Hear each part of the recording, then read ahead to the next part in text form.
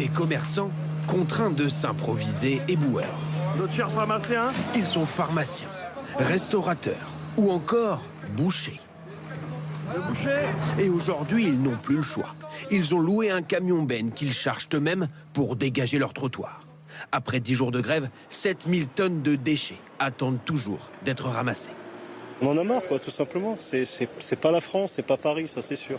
Et alors, les odeurs, heureusement que je garde le masque. On fait comme le ski, on fait des petites choses en tournoyant de droite et de gauche. Depuis hier, le bras de fer entre l'État et la ville de Paris s'est amplifié.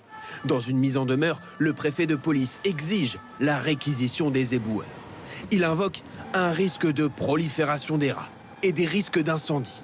En une nuit, une dizaine de feux de poubelle ont eu lieu, mais pour la mairie de Paris, les réquisitions, c'est hors de question. Nous ne croyons pas à l'efficacité de la réquisition, que seule la voie du dialogue, que seule la voie de la négociation peut permettre de sortir de la grève.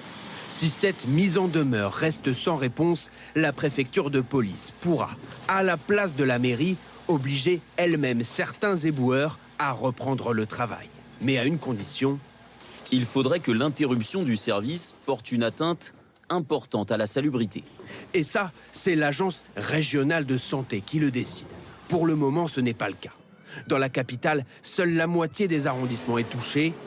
Ici, en bleu, le ramassage est privé. Ici, en rouge, il est géré par la mairie de Paris et les éboueurs y sont en grève. Parmi les secteurs touchés, des zones touristiques, le quartier de la Tour Eiffel et le Trocadéro. Devant la Tour Eiffel, avoir des poubelles de 2 mètres de haut, je trouve que c'est scandaleux. La grève ne se limite pas au ramassage. Toute la chaîne de gestion des déchets est perturbée.